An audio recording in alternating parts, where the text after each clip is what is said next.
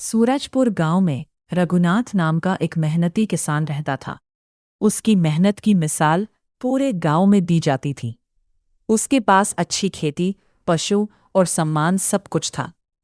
लेकिन उसकी सबसे बड़ी चिंता उसका इकलौता बेटा विक्रम था। विक्रम जवान, स्वस्थ और समझदार था, लेकिन उसे काम से इतनी नफरत थी कि वो दिन भर चारपाई पर पड़ा रहता था। विक्रम, बेटा, सूरज सिर पर आ गया है। पूरा गांव अपने काम में लग चुका है और तुम अभी तक चारपाई पर पड़े हो। कब तक यूं ही समय बर्बाद करोगे? पिताजी, इतनी जल्दी उठकर क्या करना है? खेत तो कहीं भाग नहीं रहे, कल देख लेंगे। बेटा, खेत नहीं भागते, लेकिन समय जरूर भाग जाता है। जो समय की कीमत नहीं समझता, वो जीवन में बहुत पीछे रह जाता है। आप हर समय काम की ही बातें करते रहते हैं। जिंदगी में आराम भी कोई चीज होती है। आराम उसी को अच्छा लगता है जिसने मेहनत की हो। बिना मेहनत का आराम आदमी को कमजोर बना देता है। मुझे तो लगता है कि आप बेवजह खुद को परेशान करते हैं। हमारे पास इतना सब कुछ है, मुझे काम करने की क्या जरूरत है? यही सोच मुझे डराती है बेटा। संपत्ति हमेशा नहीं रहती। अगर मेहनत करना नहीं सीखा तो एक इन सब कुछ हाथ से निकल जाएगा। जब वह दिन आएगा तब देखा जाएगा। अभी तो मुझे सोने दीजिए। रघुनाथ ने गहरी सांस ली। वो जानता था कि समझाने से विक्रम नहीं बदलेगा, लेकिन फिर भी वो उम्मीद नहीं छोड़ना चाहता था। कई वर्ष बीत गए।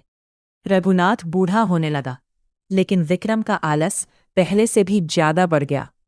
आप गांव वाले भी उसकी आलसी आदतों की चर्चा करने लगे थे। रघुनाथ तो इतना मेहनती है, लेकिन उसका बेटा बिल्कुल उल्टा निकला। अगर यही हाल रहा तो सारी जमीन बर्बाद हो जाएगी। बेटा, आज खेत में मजदूर कम आए हैं। चलो मेरे साथ खेत चलो। पिताजी, मेरी तबीयत ठीक नहीं है। कल भी यही कहा था। आज सच में तबीयत ठीक नहीं है। और परसों? परसों तो बहुत गर्मी थी। बेटा, तुम्हारे पास हर दिन नया बहाना होता है। क्योंकि हर दिन काम करने का मन नहीं होता। रघुनाथ समझ गया कि केवल समझाने से कुछ नहीं होगा। उसे कोई दूसरा रास्ता निकालना पड़ेगा। कुछ समय बाद रघुनाथ गंभीर रूप से बीमार पड़ गया। अब उसे महसूस होने लगा कि उसका समय करीब है। विक्रम, मेरे पास बैठो। मुझे तुमसे जरूरी बात करनी है।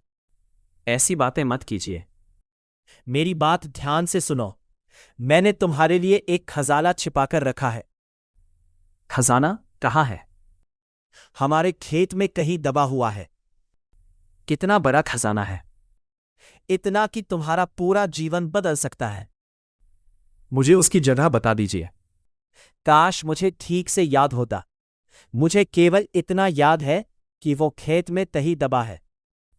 तो मैं उसे खोज लूंगा। हाँ बेटा, जरूर खोज लेना। कुछ दिनों बाद रघुनाथ इस दुनिया को छोड़कर चला गया। पिता की मृत्यु के बाद विक्रम को केवल एक बात याद रही, खजाना। पहली बार वो सूर्योदय से पहले उठा और फावड़ा लेकर खेत पहुंच गया। आज चाहे कुछ भी हो जाए, मैं खजाना ढूंढ कर रहूंगा। वो सुबह से शाम तक खुदाई करता रहा। शायद इस कोने में होगा। नहीं मिला, शायद दूसरी तरफ होगा। इतनी मेहनत तो मैंने जिंदगी में कभी नहीं की, लेकिन खजाना मिल गया तो सारी मेहनत वसूल हो जाएगी। दिन हफ्तों में बदल गए, हफ्ते महीनों में बदल गए। पूरा खेत खोद दिया गया, लेकिन खजाना कहीं नहीं मिला। क्या पिताजी गलत थे? क्या सच में कोई खजाना नहीं था? निराश होकर विक्रम गांव के बुजुर्ग गोपाल चाचा के पास पहुंचा। चाचा जी, पिताजी ने कहा था कि खेत में खजाना है। मैंने पूरा खेत खोद डाला, लेकिन कुछ नहीं मिला। पूरा खेत खोद दिया? हाँ, एक एक कोना। तो अब उसमें बीज बो दो। लेकिन खजाना? पहले बीज बो, फिर बात करेंगे। विक्रम ने उनकी बात मान ली और खेत में बीज बो दिए। कुछ महीनों बाद खेत हरी भरी फसल से लहलहा उठा। जब फसल बिकी तो उसे बहुत अच्छा लाभ हुआ। इतनी अच्छी फसल तो पहले कभी नहीं हुई। गोपाल चाचा, इस बार तो बहुत धन मिला। यही तुम्हारा खजाना है। मैं समझा नहीं। तुम्हारे पिता जानते थे कि तुम आलसी हो। अगर वे सीधे मेहनत करने को कहते तो तुम नहीं मानते, इसलिए उन्होंने खजाने की कहानी बनाई।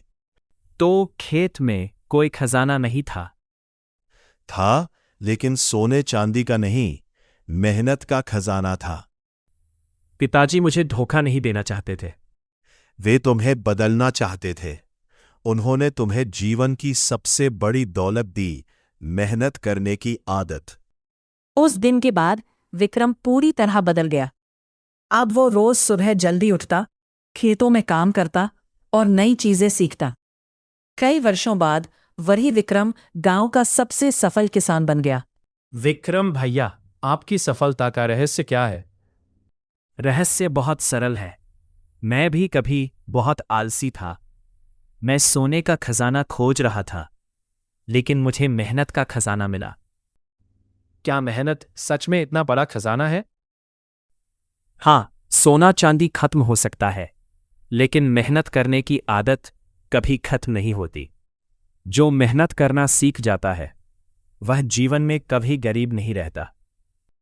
और अगर कोई आलसी हो, तो उसे आज ही बदल जाना चाहिए, क्योंकि आलस से धीरे धीरे इंसान के सपनों को खा जाता है। विक्रम ने अपने पिता की तस्वीर की ओर देखा। उसे ऐसा लगा जैसे रघुनाथ मुस्कुरा रहे हों। आज विक्रम को वह खजाना मिल चुका था, जिसकी तलाश में उसने पूरा खेत खोदा था। वो खजाना था मेहनत, लगन और आत्मविश्वास। शिक्षा। आलस मनुष्य का सबसे बड़ा शत्रु है, जबकि मेहनत उसका सबसे बड़ा खजाना है। अगर स्टोरी पसंद आई तो सब्सक्राइब और लाइक करें।